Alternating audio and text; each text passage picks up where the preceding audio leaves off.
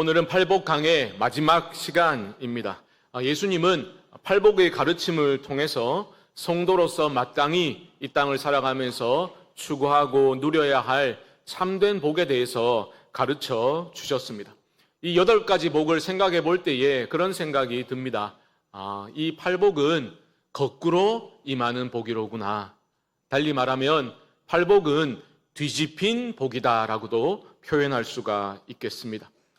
거꾸로 임하는 복, 뒤집힌 복에 대해서 생각을 하다 보니 예전에 제가 청년부 시절에 중국 단기 선교를 가서 좀 의아하게 생각했던 그때가 생각이 났습니다. 음식점 앞이나 집 앞 대문에 그 한자로 복이라는 글자를 거꾸로 붙여둔 그런 경우를 많이 보았거든요. 그때는 몰랐는데 알아보니 그런 풍습은 일종의 언어 유희에서 비롯된 그러한 풍습이라고 했습니다. 무슨 말이냐면 중국어에서 거꾸로 되다라는 글자와 도착하다, 임하다라는 글자가 발음이 똑같답니다. 그러니까 복이라는 글자를 거꾸로 붙이게 되면 거꾸로 되다와 도착하다가 같은 그러한 발음이 나니까요. 어떻게 됩니까? 복이 우리 집에 도착했다. 그러한 마음을 담아서 그런 풍습이 계속해서 이어져 오고 있다라고 합니다. 거꾸로 붙이더라도 그들이 소망하는 복의 내용은 아마 크게 다르지 않을 것 같습니다. 한마디로 잘 되는 복이다라고 말할 수 있겠죠. 우리 기독교 안에서도 소위 잘 되는 나에 대한 강조는 다양한 옷을 바꿔 입으면서 지금까지도 이어져 오고 있습니다. 돈 많이 버는 것, 물질적으로 많이 쌓는 것, 풍요로운 삶, 건강한 삶, 이 세상 속에서 인정받고 계속해서 높은 자리로 올라가는 소위 잘 되는 나에 대한 그런 간절한 소망이 기독교 안에도 있다라는 거죠. 그것을 복이라고 사실은 믿으며 살아가는 경우가 대부분입니다. 그런 관점에서 보면 주님이 말씀하신 이 팔복이라는 것은 정말 행복이라는 것과 너무나 거리가 멀어 보입니다. 아니, 심령이 가난한 게, 슬피 우는 게 무슨 복이겠습니까? 특별히 팔복의 대미를 장식하는 오늘 말씀, 박해를 받는 게 어떻게 복이겠습니까? 아니, 목사님, 예수님이 복이라 하면 복인 줄 믿어야지. 왜 그렇게 말씀하십니까? 좋습니다. 그럼 제가 여러분 예배 마치고 나가실 때, 집사님, 박해 많이 받으세요. 막 이렇게 인사하면 어떻게 반응하실래요? 아이고 얄궂어라 목사님, 그런 악담을 하십니까? 마음 상할 수도 있지 않겠습니까? 박해를 초래하는 그런 신앙이라면 우리는 왜 굳이 그런 신앙을 가져야 합니까? 좀 양보해서 박해를 받는 것이 복임을 내가 인정하더라도 과연 나는 그 복을 정말 받고 싶은가? 라는 질문을 받게 되면 우리는 쉽게 대답하지 못할 겁니다. 하지만 나의 생각, 나의 경험이라는 것이 아무리 확실해 보여도 우리는 진리의 말씀을 기준으로 판단을 해보아야 하지 않겠습니까? 특별히 우리가 11월 9일에 행복의 초대를 준비하고 있는데 잠시 후 우리가 태신자 작정의 시간도 진행하겠지만 여러분, 내가 참된 복이라고 믿지도 않는데 어떻게 복음을 전할 수가 있겠습니까? 분명한 것은 주님이 가르쳐 주신 이 팔복의 말씀은 세상의 복과는 다른 차원의 복이다라는 거죠. 거기에 대한 확신 없이 그냥 막무가내로 일단 한번 오라고. 교회 오기만 하면 모든 일이 다 잘 될 거니까 일단 온나라고 우리가 그렇게 막무가내로 사람들을 대한다면 곤란하지 않겠습니까? 이런 점에서 보면 예수님이 말씀하신 팔복이라는 것은 행복이라기보다는 축복이라고 표현해야 좋을 것 같습니다. 굳이 이렇게 구분하는 것은 행복이라는 것은 인간적인 차원에서 세상 사람들이 다 추구하는 그러한 복을 말하는 것이겠고, 축복이라는 것은 하나님이 바라는 바, 천국적인 행복이라고 그렇게 말해볼 수 있겠습니다. 비슷하게 들리죠. 하지만 전혀 다른 차원에 속한 것이다라는 것을 우리는 이 시간을 통해서 확인할 수 있어야 합니다. 예를 들면 박해를 받는 것은 인간적인 행복과는 너무 거리가 멀지 않습니까? 하지만 천국적인 행복에는 부합할 수 있다라는 그 가르침을 우리는 이 시간 진지하게 한번 생각해 보아야 하는 겁니다. 그렇다면 주님은 왜 박해를 받은 자는 복이 있다라고 선언하셨습니까? 우리가 인생 살아가면서 당하는 모든 고난과 박해를 주님은 복되다라고 말씀하신 것은 아닙니다. 정확히는 뭘 하셨지요? 의를 위하여 박해를 받은 자는 복이 있다. 의를 위하여라고 말씀하십니다. 주님이 말씀하신 의는 무엇입니까? 여기 나오는 의는 하나님이 요구하시는 공의와 정의를 가리킵니다. 하나님의 거룩하신 성품과 직결되어 있다라고 보시면 되겠어요. 우리는 신앙의 중요한 원리를 말할 때 꼭 누구를 언급하게 됩니까? 믿음의 조상 아브라함을 언급하게 되죠. 하나님이 믿음의 조상 아브라함을 부르실 때에 아브라함이 복의 전달자가 되기를 원하셨거든요. 그래서 예전 번역에는 뭐라 했습니까? 네가 복의 근원이 될지라, 그렇게 번역이 되기도 했지요. 진정한 복, 아브라함을 통해서 이 세상에 흘려보내기를 원했던 하나님이 원하시는 참된 복, 그것은 바로 세상이 나로 인해서, 우리를 인해서 복을 받게 되는 것, 하나님이 원하셨던 겁니다. 창세기 18장 18절 말씀 앞쪽을 보시면 나올 텐데요. 아브라함은 강대한 나라가 되고 천하 만민은 그로 말미암아 복을 받게 될 것이 아니냐. 여기 말하는 복은 세상적인 행복이 아닙니다. 아브라함이요, 하나님의 부르심을 받고 하나님의 성품을 반영하는 존재로 살아감으로써 세상을 복되게 하는 진정한 복, 그 복을 말하는 것입니다. 이어지는 19절 말씀도 보십시오. 내가 그로 그 자식과 권속에게 명하여 여호와의 도를 지켜 의와 공도를 행하게 하려고 그를 택하였나니 이는 나 여호와가 아브라함에게 대하여 말한 일을 이루려 함이니라. 무슨 말이냐? 여호와의 도를 지켜, 즉 하나님의 말씀을 지킴으로써 아브라함이 여호와의 의와 공도를 행하게 된다라는 겁니다. 의와 공도라는 것은 현대인의 성경은 의롭고 선한 일이라고 번역을 했고요. 영어 성경은 공의와 정의라고 번역을 합니다. 즉 여기서 말하는 의라는 것은 하나님의 성품과 직결되어져 있는 겁니다. 여러분 잘 따라오고 계시죠? 기독교 신앙이라는 것은 하나님의 성품에 성도가 참여하는 것을 진정한 복이라고 가르칩니다. 베드로후서 1장 4절 말씀 보십시오. 이로써 보배롭고 지극히 큰 약속을 우리에게 주사 이 약속으로 말미암아 너희가 정욕 때문에 세상에서 썩어질 것을 피하여 신성한 성품에 참여하는 자가 되게 하려 하셨느니라. 바로 이겁니다. 우리를 구원하신 하나님의 목적은 뭐라고요? 신적인 성품에 우리가 참여하는 겁니다. 하나님의 성품을 반영하여서 죄로 깨어진 이 세상을 우리로 인해서 복되게 하시고자 우리를 불러주신 겁니다. 그것이 바로 의를 위한 삶이다라는 거죠. 매우 폭넓은 개념입니다. 그래서 어떤 학자는 이 마지막 복이 앞선 7복, 그 복을 실천하는 삶 전체를 포괄한다라고 해석을 하기도 했습니다. 7복이 무엇이었습니까? 심령의 가난함과 애통하는 것, 의에 줄이고 목마른 삶, 긍휼히 여기고 마음이 청결한 삶, 자신을 희생해서 평화를 만들어내는 그런 삶이 결국 뭡니까? 하나님의 성품을 반영하는 거죠. 그 성품에 참여하는 삶, 그것이 곧 의를 위하는 삶이다라고 가르쳐주고 계신 겁니다.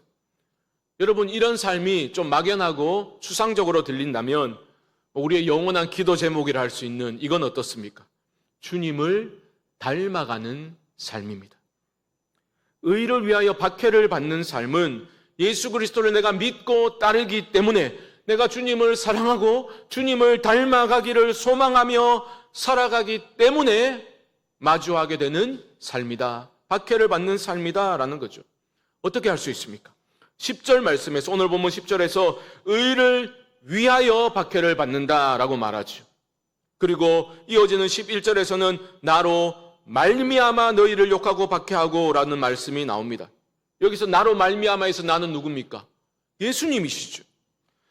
우리말 번역에서는 나를 위하여 혹은 말미암아, 뭐뭐 때문에라고 다 다르게 번역이 되었지만 헬라어 원어는 헤네켄이라는 똑같은 한 가지 단어가 사용되고 있습니다. 주목할 것이 있습니다. 이 헤네켄, 뭐뭐 때문에 뭐뭐로 말미암아 뭐뭐를 위하여라고 번역되는 이 단어는 예수님과 관련해서 어떻게 사용되었는가? 우리가 신약 성경을 쫙 살펴서 그 용례를 확인해 보면 주님과 관련해서 이 단어가 사용되었을 때 모두 다 고난과 박해와 연결되는 내용이 나온다는 것을 확인하게 되는 겁니다. 예를 두 군데만 찾아봅시다. 마태복음 10장 18절 말씀 스크린을 보시면 또 너희가 나로 말미암아 총독들과 임금들 앞에 끌려가리니 이는 그들과 이방인들에게 증거가 되게 하려 하심이라. 나로 말미암아 나오고 있죠. 예수님으로 말미암아 이들은 권력자들 앞에 끌려가서 박해를 받는 겁니다. 그런데 주님은 뭘 하십니까? 그들에게 너희는 증거가 될 것이다. 성도들로 구성된 교회는 증인 공동체라 하였지요. 우리는 증인들로 이 땅을 살아가게 되는 겁니다. 한 군데 더 봅시다. 마태복음 16장 25절 말씀. 누구든지 제 목숨을 구원하고자 하면 잃을 것이요 누구든지 나를 위하여 제 목숨을 잃으면 찾으리라. 놀라운 기독교 역설이죠. 예수님을 위해서 죽으면 살게 되는 놀라운 복음의 역설과 신비를 말씀하십니다. 여러분, 우리가 이 땅을 살면서 믿음으로 산다는 것, 하나님의 의를 위하여 살아가는 삶은 고난의 삶입니다. 꽃길을 걷는 게 아니라 오히려 가시밭길을 걷는 것이죠. 이게 갑자기 이렇게 일이 잘못돼서 이런 일이 일어난 게 아닙니다.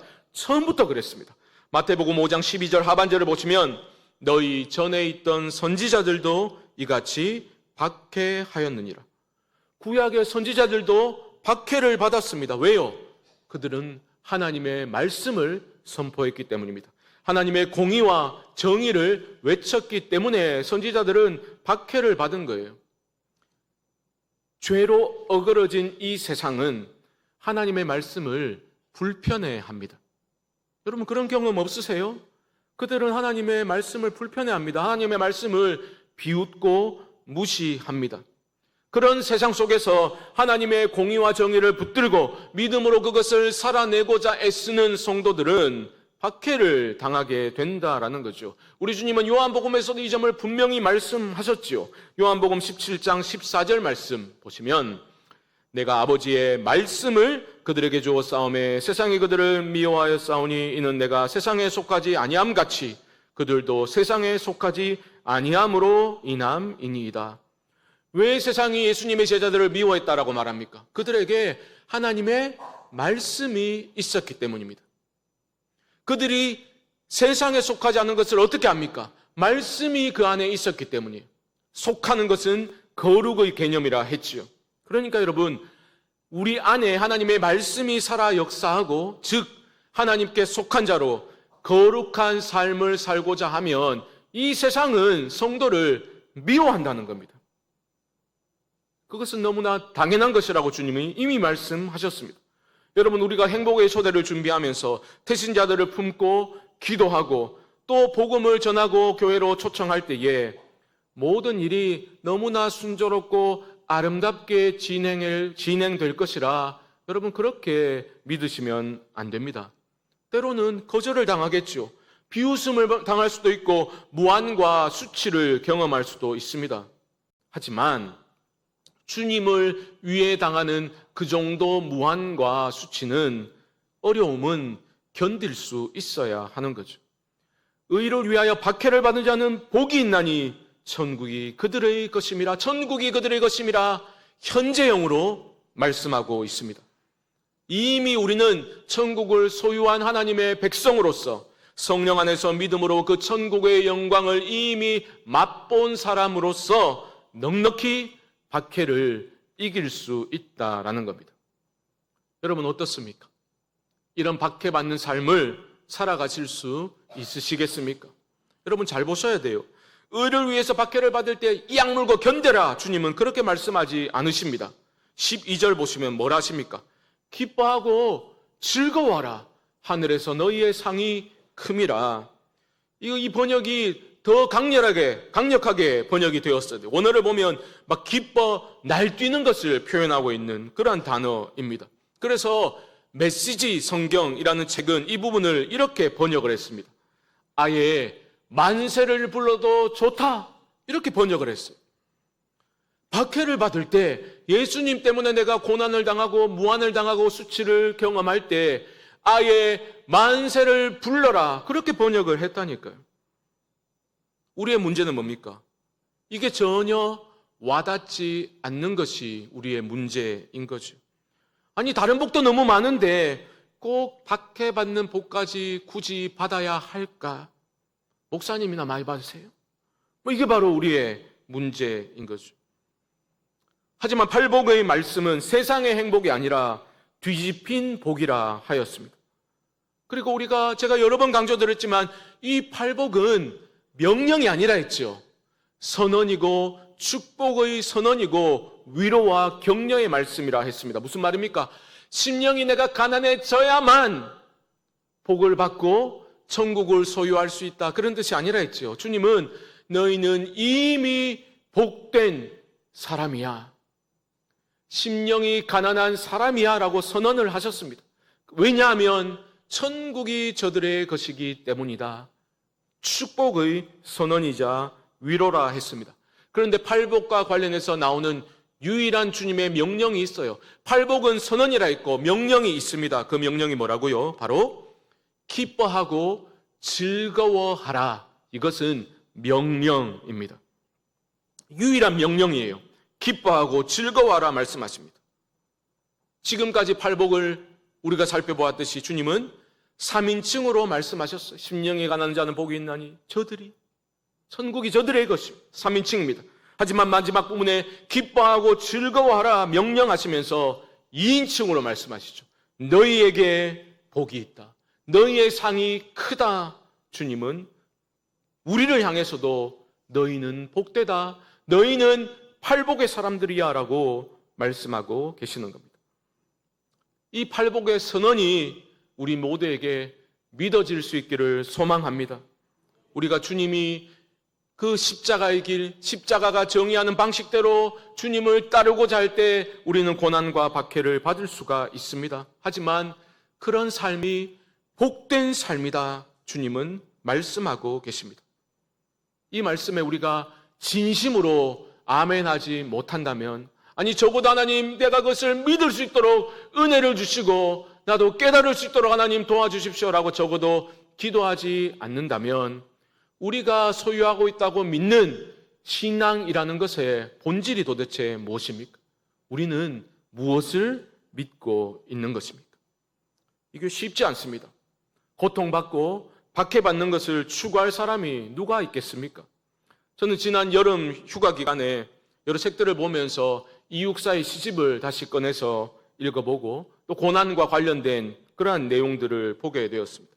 이육사라는 분은 1904년에 안동에서 태어났습니다. 퇴계 이황 선생의 14대 손이라고 하지요. 본명이 이원록입니다. 그리고 잘 아시는 것처럼 이육사는 그가 일제시대에 대구에 있는 일제가 운영하는 그 은행을 폭파하려고 계획을 세웠다가 그게 발각되어서 투옥되었을 때 그가 받은 수감 번호가 264번이었습니다. 그는 수감 번호를 자신의 시를 쓰는 시인의 이름으로 정하고서 계속해서 이육사라는 이름으로 시를 발표했습니다. 그는 1년 7개월 동안 옥살이를 했습니다. 투옥과 그렇게 석방을 반복하면서 17차례나 그렇게 반복을 했다고 알려져 있죠. 저도 중고등학교 때 이육사의 시를 국어 시간에 배웠거든요. 여러분도 그러실 겁니다. 그때는 시험 친다고 그냥 그렇게 배웠던 그 시가 나이 들어서 다시 읽으니까 이게 눈시울이 뜨거워지지 않을 수 없는 거죠. 그 유명한 청포도라는 시를 여러분 잘 아실 겁니다. 내 고장 7월은 청포도가 익어가는 시절, 이 마을 전설이 주저리 열리고 먼데 하늘이 꿈꾸며 아랄이 들어와 박혀 아이야 우리 식탁엔 은쟁반에 하얀 모시 수건을 마련해 두렴. 이것은 분노에 가득 찬 시예요. 그런데 분노에 가득 찬 시인데 너무나 맑지요. 티끌 한 점 없이 맑고 깨끗하고 너무나 상냥하고 관대합니다.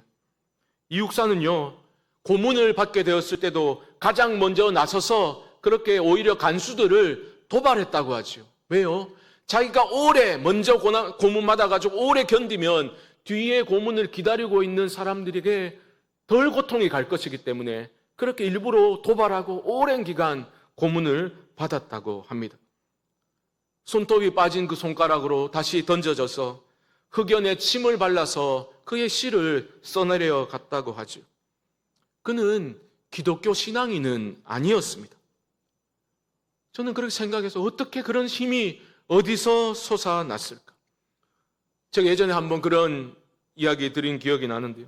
제 아내와 신앙에 대해서 박해받는 그런 삶에 대해서 대화를 하다가 제 아내는 겁이 많거든요.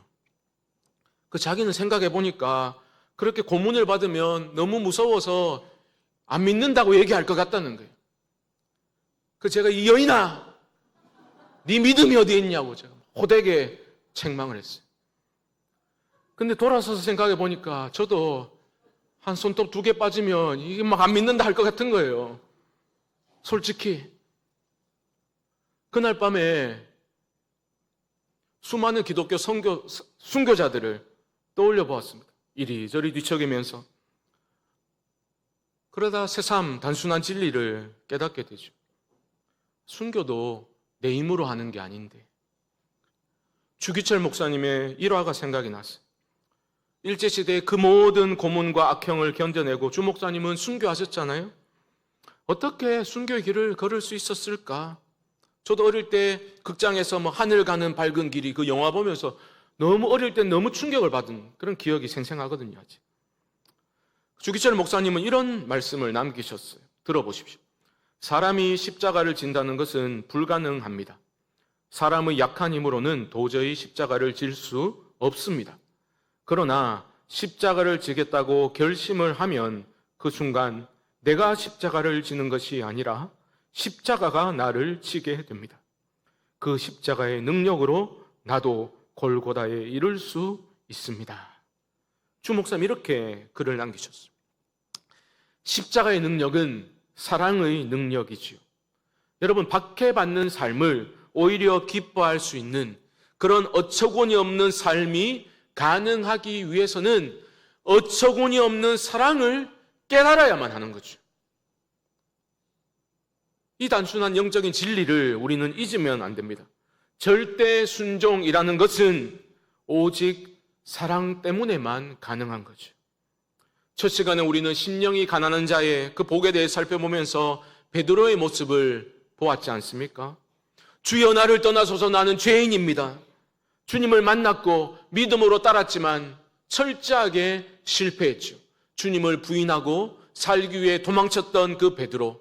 하지만 부활의 주님은 그런 베드로를 다시 찾아가셨고 단 한 가지 질문만 하셨습니다. 그 질문이 무엇이었습니까? 네가 나를 사랑하느냐? 그 전에 베드로는 이미 내가 주님을 위해서 목숨을 버리겠다고 호언장담했던 사람이었습니다. 하지만 도망쳤잖아요. 철저하게 실패를 했습니다. 다시 찾아오신 주님은 너의 결단이 아니라 사랑으로만 가능하다는 것을 가르쳐 주신 거예요. 사랑 없는 순종은 억지거나 강제일 뿐이죠. 네가 나를 사랑하느냐? 주님의 이 말씀 베드로는 결코 잊지 못했을 겁니다.